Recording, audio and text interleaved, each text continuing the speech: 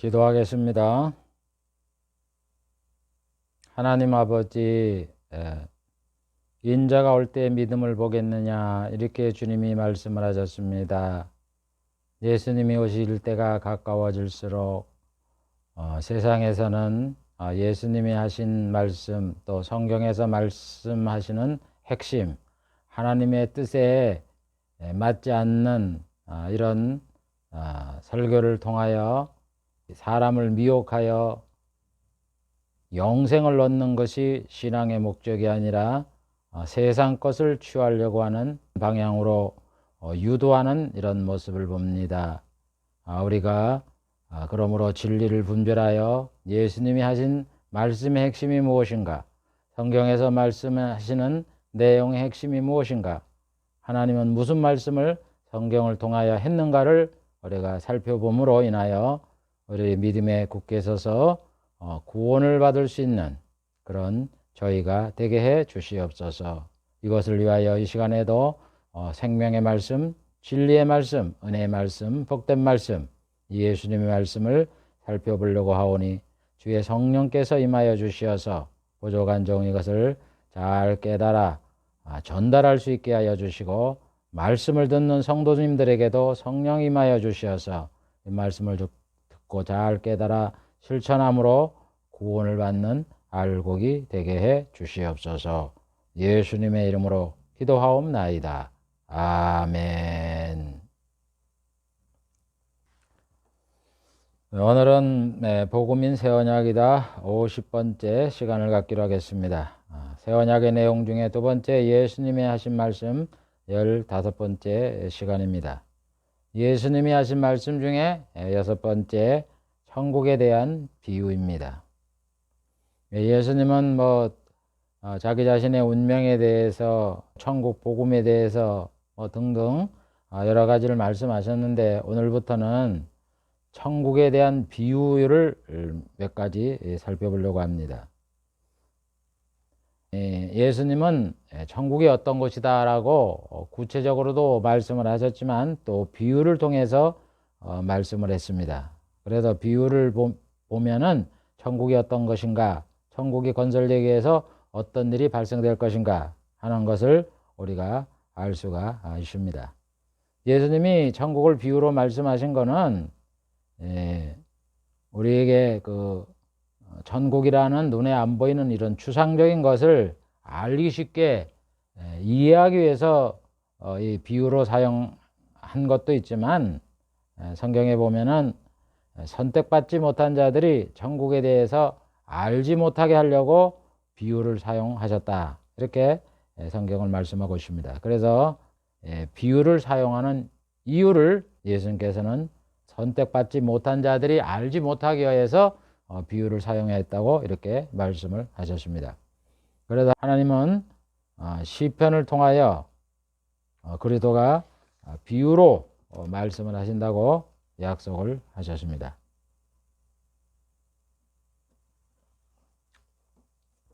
그럼 천국 비유를 하나씩 살펴보기로 하겠습니다. 자, 그건 첫 번째, 씨 뿌리는 비유. 예수님은 천국을 씨 뿌리는 비유로 말씀하셨는데, 이거는 뭐냐, 복음을 들으면 그 반응이 네 가지로 나타난다 하는 것을 우리에게 가르쳐 줍니다.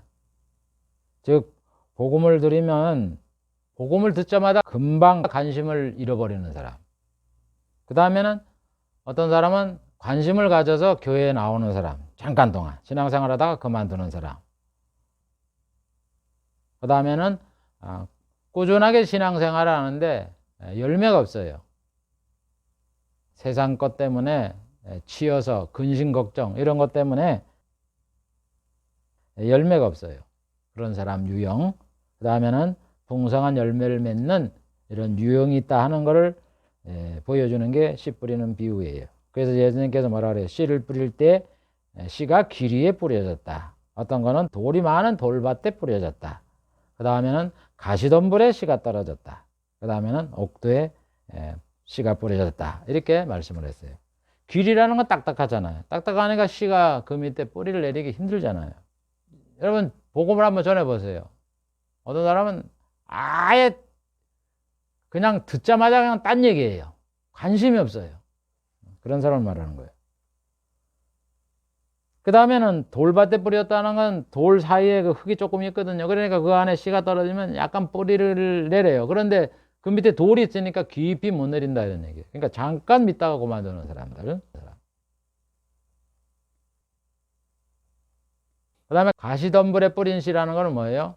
가시덤불은 그래도 위에가 이렇게 가시덤불 있지 밑에는 다 이렇게 흙이 있고 촉촉하잖아요. 그러니까 씨가 잘 이렇게 뿌리를 내려요. 근데 자랄라 그러는데 가시덤불이 있으니까 못 자라죠. 그러니까 여러분 열매를 못 맺는 거예요.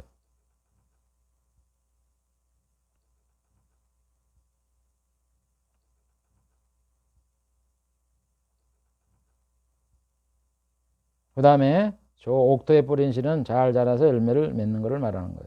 그래서 여러분 씨 뿌리는 비유는 복음을 그러면 이 가지 네 개의 유형으로 사람들이 나타난다 하는 것을 우리에게 가르쳐 줘서 열매 맺는 성도가 되라 이렇게 교훈하고 있는 겁니다. 다음 두 번째 가라지 비유가 있습니다. 가라지라는 것은 뭐예요? 밭에 보면 씨를 뿌리면 잡초가 나는 걸 가라지라 그러잖아요. 그래서 여러분 교회 내에 보면은 알곡 있고 가라지가 있는 것이 밭에 보면 다 그 우리가 키우고자 하는 작물이 있고 풀이 있잖아요. 잡초가 있잖아요. 교회도 마찬가지다 이런 얘기입니다.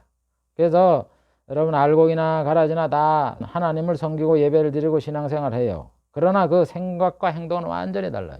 교회에 오면 잘 몰라요. 예배 드리고 다 그러니까. 그러나 세상에 나가면 달라요.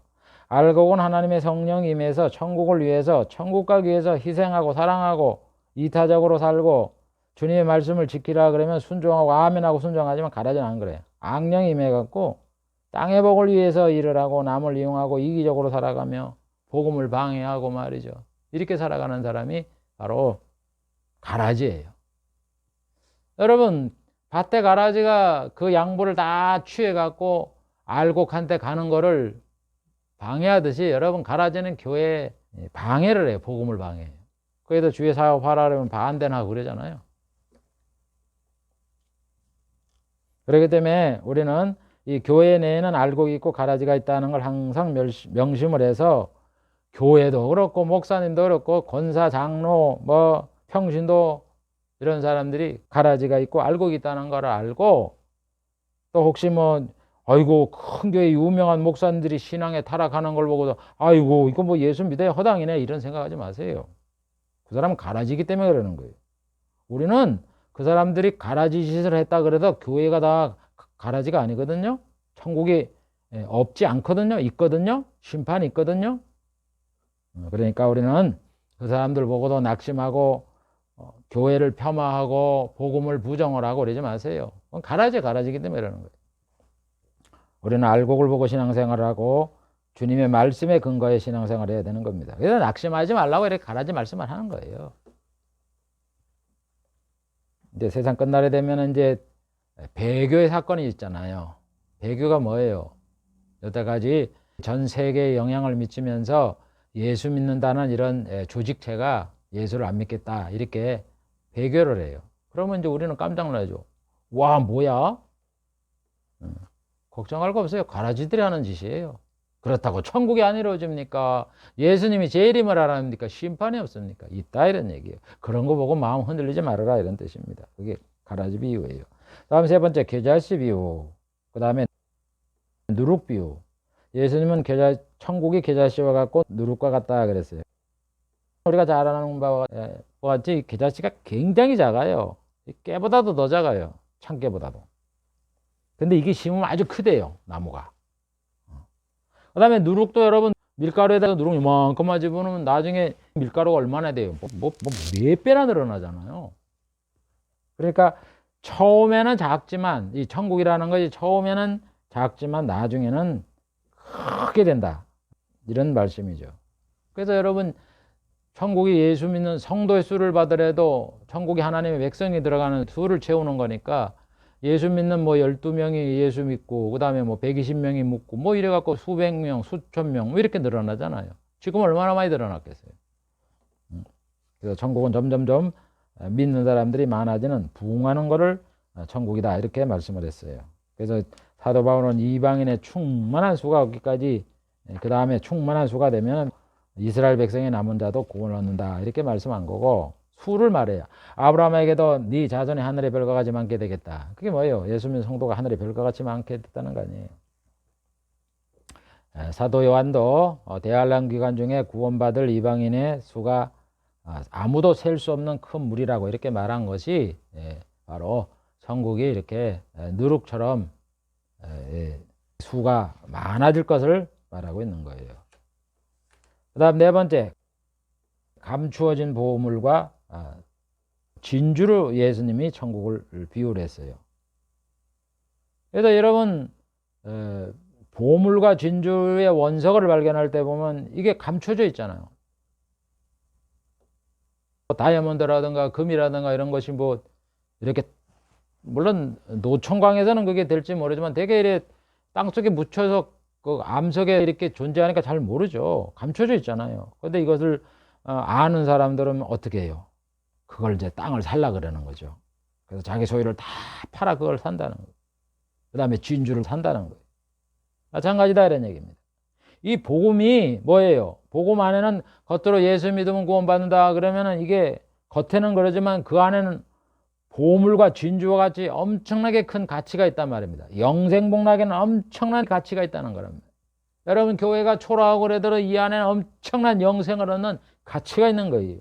그래서 그걸 아는 사람들은 자기 소유를 다 파는 거예요. 자기 소유를 다 파는 게 뭐예요? 시간을 들이고 물질을 들이고 마음을 지고 정성을 들이고 어떤 사람은 목숨까지 들여서 생명을 다해서 예수를 믿는다 이런 얘기예요. 그게 바로 신앙이고 천국이에요. 그래서 사도 바울은 예수님을 발견한 다음에 어떻게 했어요? 예수님이 구주구나. 그래서 인간이 겪을 수 없는 모든 고난을 참고 이겨가면서 복음을 전하며 그리스도의 남은 고난을 내 육체에 채운다 그러면서 고난을 마다하고 내 달려갈 길과 예수께 받은 사명 곧 하나님의 은혜인 복음 증거하는 일을 마치려 하면은 나의 생명을 조금 더 귀한 것으로 여기지 아니하고 하나님이 위에서 부르신 부름의 상을 위하여 표대를 향하여 나간다 이렇게 말합니다. 정말 일생을 바쳐서 그냥 모든 걸 바쳐서 주님을 위해서 희생했던 자가 바울 아닙니까? 여러분 우리 신앙생활이 이렇게 해나가야 되는 거예요. 뭐 바울만 그랬습니까? 예수님의 12제자 중에 천국 복음을 위해서 순교한 분이 누가 있어요? 여러분 신앙에는 영생이라는 것이 있기 때문에 감춰진 보물이에요. 감춰진 진주다 이런 얘기입니다. 다음에 다섯 번째, 그물 비유. 예수님은 천국을 그물로 비유를 했어요. 여러분 어부들이 고기를 잡을 때 그물을 치잖아요. 그물을 쳐서 땡기면 그 안에 뭐 자기가 잡고 싶고 하는 그런 고기도 있고 아니면 또 잡어들도 있고 잡고 싶지 않은 그런 고기들도 있고 그다음에 큰 고기 작은 고기 뭐 여러 가지가 있잖아요. 그런 거 있으면 어떻게 해요? 자기가 팔고 먹을 것만 이렇게 고르고 나머지를 버리잖아요. 그물 치는 사람. 그게 심판이다 이런 얘기예요. 세상 끝에 심판이 있어서 천국 갈 자 안 믿는 자를 이렇게 구별한다 이런 얘기예요. 그거를 그물로 비유를 했던 겁니다. 그 다음 서기관의 비유. 예수님은 천국을 서기관이라 이렇게 말씀하시면서 뭐라냐면 천국이라는 거는 창고에서 옛 물건, 새로운 물건을 꺼내오는 주인과 같다 이렇게 말씀하셨어요. 여러분 우리가 창고에 가보면 흠 물건, 새 물건이 있잖아요. 그걸 이제 필요에 따라서 꺼내오듯이 서기관들이 이 새 것과 흥 거를 꺼내오는 거예요. 새 거는 뭐예요? 신약. 흥 거는 뭐예요? 구약. 서기관은 목사를 말하는 거예요. 여러분 천국에 대해서 설교를 하고 주의 종으로 살아가는 이런 사람들이 구약에서 천국을 꺼내고 영생을 꺼내고 신약에서 천국을 꺼내고 영생을 꺼내고 이렇게 교훈하며 가르치는 것이 천국이다, 설교다 이렇게 말씀을 하고 있는 거예요. 그래서 여러분 이 천국이라는 단어는 신약에서 등장하죠. 세례 요한이 회개하라 천국이 가까웠다고 말하고 예수님이 천국이 뭐다 이렇게 말씀을 했는데 구약에는 외형적으로 천국이라는 단어가 안 나오잖아요. 그렇다 그래서 천국의 내용이 없는 게 아니라 구약에도 다 천국의 내용이 있어요. 그거를 우리 주의 종들이 말씀을 가르치는 자들이 잘 그거를 깨닫고 알아서 그거를 풍부성하게 성도에게 가르쳐 주는 거예요. 그래서 이 복음이 구약에도 있고 신약에도 있고 아브라함의 언약에도 있고 아담 언약에도 있고 노아 언약에 있다고 제가 말하는 거 아닙니까? 하나님은 복음을 구약과 신약에 함께 담아놨고 천지창조의 일관성 있게 예수 그리스도를 통하여 구원을 받게 한다 하는 거를 우리에게 가르쳐 줬어요. 근데 그걸 못 보니까 맨 구약에서는 육신적으로 잘 사는 거 얘기해주고 그렇게 하면 여러분 예수를 믿어서 천국을 가게 된다. 그러니까 두 가지를 가르치고 있는 거예요. 세상에서는 복을 받고 천국에서는 영생복락을 받고 그런 게 어디 있습니까? 그래 하나님이 그렇게 구약에는 세상복 얘기하고 신약에는 천국복 얘기하고 그랬단 말이에요. 그러니까 볼 눈이 없는 거예요. 딴소리 하는 거예요. 여러분 하나님이 명령하는 영생의 복이에요.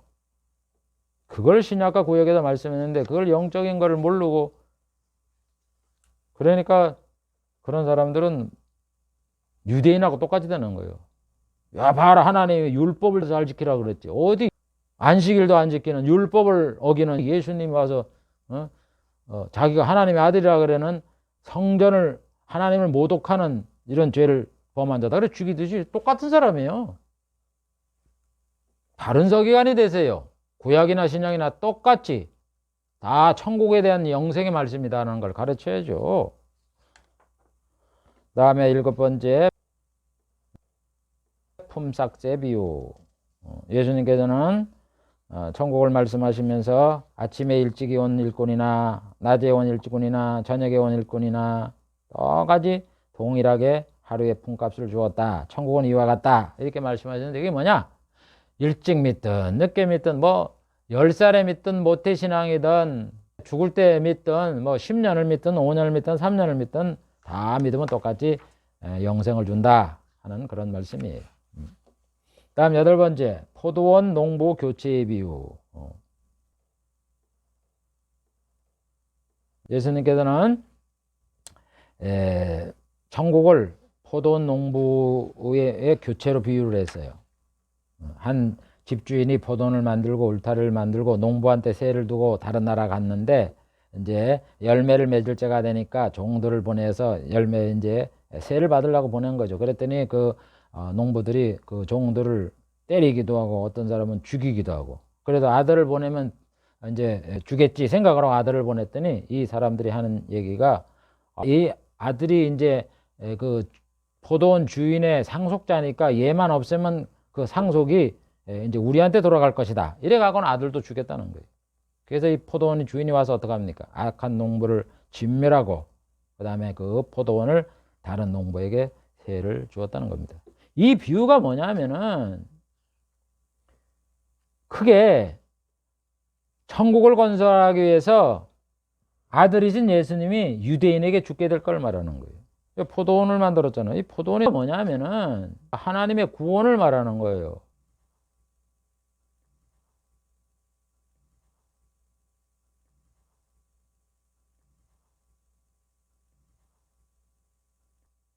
농부에게 세를 주었다. 농부는 이스라엘 사람을 말하는 거예요. 여러분 하나님이 인간을 구원하기 위해서 먼저 율법과 복음을 누구에게 가르쳐 줬습니까? 이스라엘에게 가르쳐 줬잖아요. 그걸 얘기하는 거예요. 그래서 이제 세를 받을 때가 됐다. 이 사람들에게 먼저 율법을 지키라. 그 다음에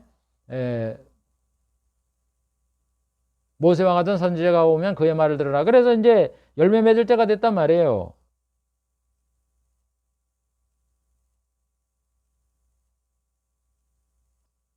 그래서 아들을 보낸 거예요. 예수님을. 그때 이 사람들이 예수님을 어떻게 했어요? 하나님의 아들이라고 죽이잖아요. 그걸 얘기하는 거예요. 하나님이 세를 거둘 때, 예수님이 오실 때가 되어서 이제 율법을 버리고 예수님이 이제 전하는 복음의 말씀을 믿고 구원을 받을 이럴 때가 되니까 이 사람들이 그거를 지키지 않고 예수를 십자가에 못 박히는 거예요. 그러고 나서 이 사람들이 사도들이 전화해도 어떻게 했어요?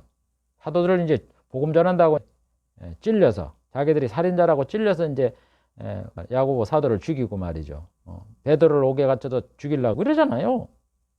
그래서 어떻게 해요? 하나님이 안 되겠다. 그래서 이 유대인들을 벌을 내리잖아요. 첫째는 구원에도 제외하고, 그 다음에는 복음이 이방인에게 전파돼서 하나님의 복음을 전하는 이 사역을 누가 담당하는 거예요? 이방인들이 하는 거예요.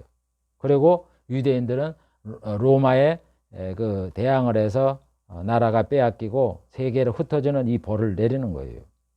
그게 바로 그거예요. 주인이 와서 악한 농부를 진멸하고 실과를 바칠 다른 농부에게 세를 주었다. 그래서 예수님이 그러잖아요. 내가 너에게 이르노니 많은 사람이 아브라함과 이삭과 야곱과 함께 천국에 앉으려니와 나라의 본 자손은 바깥 어두운 데 쫓겨나 거기서 울며 이를 갈며 있으리라. 이스라엘 백성이 구원에서 제외 되는 거예요. 예수 안 믿으니까 천국에 못 들어간다 이런 얘기예요. 그 다음에 또 뭐라 그래요? 그러므로 내가 너에게 이르노니 하나님의 나라를 너희는 빼앗기고 천국을 못 들어가죠. 그 다음에 그 나라에 열매 맺는 백성이 받으리라. 예수 믿는 그 구원받는 이방인들이 받는다 이런 얘기예요. 그러면서 뭐라 그래요? 이 돌 위에 떨어지는 자는 깨어지겠고 이 돌이 사람 위에 떨어지면 저를 가루로 만들어 흩으리라. 여러분 이스라엘 백성이 예수님을 대적했잖아요. 십자가 못 박혔잖아요. 그러니까 온전하겠어요? 그러니까는 예수님이 죽을 때는 자기들이 아주 뭐 살기가 등등하고 권세가 있어서 천년만년 갈 것 같지만 로마에 대항을 해갖고 로마한테 멸망을 당해갖고 세계에 흩어져서 유랑을 하게 이게 흩으리라. 흩어지잖아. 이 나라 살고 또 이 나라에서 핍박하면 저 나라 가고 이래고 1948년까지 돌아다니며 살다가 겨우 독립을 했잖아요. 그래서 여러분 구원의 과정이 이렇게 유대인들에게 이런 영적인 변화와 이런 환경의 변화가 생긴다는 것을 말씀하고 있는 거예요. 그게 포도 농부 교체의 비유입니다. 그 다음 9번째 혼인잔치의 비유. 이것도 이제 포도원 농부의 교체의 비유하고 똑같습니다. 여기 보면은 어떤 임금이라는 거는 하나님, 성부 하나님을 말하는 거고 그 아들은 예수님을 말하는 거고 살인한 자는 이스라엘 백성이고 사거리에 나가서 닥치는 대로 데려온 자들은 교회에 나오는 이방인들을 말하고 예복을 입지 않은 자는 예수를 믿지 않고 가라지들을 말하고 예복을 입은 사람은 하나님의 선택을 받아 예수를 믿어 구원을 받을 사람을 말하는 거예요. 그러니까 똑같이 이 혼인잔치 비유 속에서도 보면은 이 유대인들이 예수님을 죽여서 구원에서 제외되고 이방인들이 구원을 받게 된다 이런 얘기예요. 이 혼인잔치 비유입니다. 그래서 이스라엘 백성은 예수님을 죽일 뿐만 아니라 복음을 전한 사도 야고보도 죽였고 베드로도 죽이려고 감옥에 갇혔잖아요. 그래서 복음이 이방인에게 전해지잖아요. 그래서 이스라엘 백성은 구원에서 제외되고 벌을 받아 로마에 의해서 망하게 되고 전 세계에 흩어지고 지금도 예수 믿는 데 크게 적잖아요. 그러면서 이 혼인잔치 비유에서 보면은 천국은 임금의 아들을 위해서 베푼 잔치다. 예수님은 이렇게 말씀하세요. 여러분 천국이 아들을 위해서 베푼 잔치예요.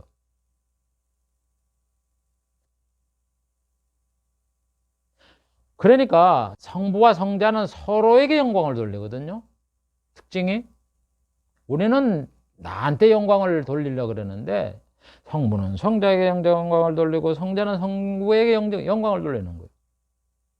그러니까 아들을 위해 베푼 잔치다. 천국을 만들려면 천국을 위해서 지대한 공헌을 하는 것이 누구예요? 예수님이잖아요. 그래서 성부께서는 천국을 건설한 다음에 아들에게 그 한 수고를 갚아주는데 그게 뭐냐? 천국을 건설해서 천년 동안 나라를 다스리게 하는 거예요. 보상으로 다스리게 하는 거예요. 그렇게 하고 난 다음에는 또 나라를 아버지한테 바쳐요. 그래서 아버지가 만유의 주가 되어서 신천진지에서 다스리게 또 성자가 성부에게 영광을 돌리는 거예요. 그래서 여러분 천국이라는 거는 궁극적으로는 성부가 다스리는 이런 나라지만은 그 영광을 성부께서는 가만히 받으셔서 그래 네 수고했다 그리고 말 한마디 하고 끝나는 게 아니라 그 영광을 또 아들에게 돌리는 것이 천국이다. 그래서 여러분 천년왕국이 있다고 말하는 거예요. 예수님이 내 나라가 있다고 말하는 거고 그걸 여기 설명하고 있는 거예요. 다음 10번째 무화과나무의 비유. 예수님께서는 천국을 무화과나무가 가지가 연해지고 잎사귀를 내면 여름이 가까운 거를 아는 것 같이 천국이 오게 되느냐 하는 걸 어떻게 합니까? 예수님이 예언하신 세상 끝에 이런 일이 있을 것이고 종말에 이런 일이 있을 것이고 무슨 일이 일어난다는 걸 예언해 놨잖아요. 그때가 되면 예수님이 오신다 이런 얘기예요. 그렇기 때문에 이 자연을 보고서 때 시절을 우리가 알듯이 예수님이 하신 말씀이 이루어지는가 하는 걸 보면서 천국을 준비하라는 거예요. 그래서 예수님께서는 대환란을 말씀하시고 하늘에 이상이 생기고 인자의 징조가 하늘에서 보인 후 주님이 구름을 타고 오신다 이래 말하잖아요. 그래서 사도 요한도 일곱째 천사가 소리를 내는 날 그 나팔을 불길 때에 하나님의 비밀이 그 종 선자에게 전하신 복음과 같이 이룬다 성취된다 이렇게 말씀을 하는 거예요. 그래서 여러분 성경을 잘 알아서 예수님이 언제 오실까 하는 것을 알고 성경의 근거에 맞는 얘기를 해야지 성경에 전혀 맞지도 않으면서 예수님 오신다 그러고 그 아마겟돈 전쟁이 일어난다고. 여러분 아마겟돈 전쟁이 제가 앞으로 강해를 하겠지만 여러분 적그리스도가 안 오고서 어떻게 아마겟돈 전쟁이 있습니까? 적그리스도가 아마겟돈 전쟁을 일으키는데 그럼 적그리스도가 나와야죠.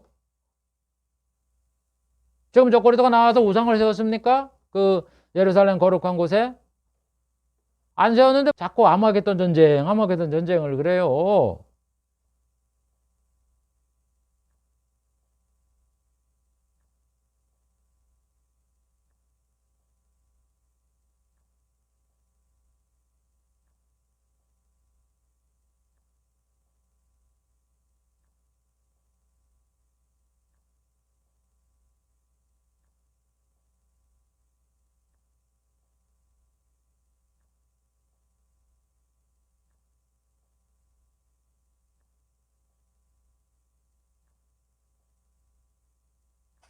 그다음 11번째 열처녀의 비유. 예수님은 천국을 열처녀의 비유로 말씀을 하는 거예요. 그래서 신랑이 오는 것을 마중하기 위해서 다섯 처녀는 기름을 넉넉히 준비해서 언제 신랑이 오더라도 맞을 준비를 했고 다섯 처녀는 기름 준비를 못해서 밤 늦게까지 신랑이 안 오니까 기름이 떨어져 가니까 기름 사러 갔다가 그 사이에 신랑이 오므로 인해서 잔치 자리에 못 들어갔다는 거예요. 그래서 이건 뭐예요? 우리 주님 오실 때까지 믿음을 갖고 끝까지 예수를 믿는 그런 믿음을 갖는 자는 구원을 받고 그렇지 못하다는 자는 구원을 받지 못한다는 거예요. 우리는 그러죠?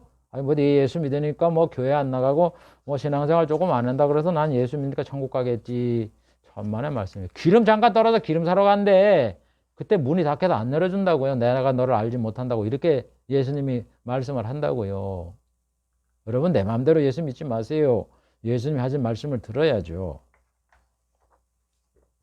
시간이 되었으므로 정리를 잠깐 하겠습니다. 오늘 예수님께서는 천국에 대해서 천국이 이런 곳이다 라고 이렇게 직설적으로 말씀을 하셨지만 또 비유로도 말씀한 것을 살펴봤는데 비유의 내용도 가만히 그 내용을 지금 살펴보면 다 천국에 대한 우리가 들었던 그 복음의 내용들을 담고 있다 하는 것을 우리가 잘 알아야 돼요. 그래서 예수님은 뭐 직설적으로 말씀을 하든 비유로 말씀하든 무슨 말씀하든 다 똑같습니다. 다 천국이에요. 천국, 지옥, 심판, 구원, 영생복락 이런 거를 잘 알고 여러분 이리 살펴봐도 저리 살펴봐도 예수를 구주로 믿고 신앙생활 잘해서 천국에서 영생복락을 누리라고 이렇게 말씀하는 거지.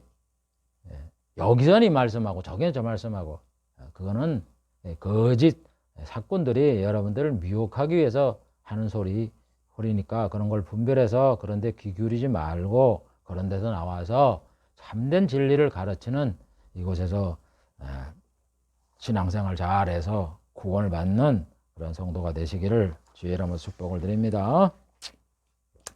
기도하겠습니다. 하나님 아버지, 이 시간에는 예수님이 하신 말씀 중에 천국에 대하여 비유로 말씀하셨는데 이것이 무슨 뜻인가 라는 것을 살펴보았습니다. 이것이 여러 가지 비유로 말씀을 했지만은 다 핵심은 똑같이 천국 복음에 대해서 말씀을 함으로 인하여 예수를 믿고 죄를 용서받고 천국에 들어가 영생복락을 누리는 그런 복음이라는 것을 우리가 잘 깨닫고 우리 신앙을 귀하게 여겨서 주님의 말씀대로 순종하며 실천함으로 구원을 받는 알곡이 될 수 있도록 우리 성도들을 복내려 주시옵소서.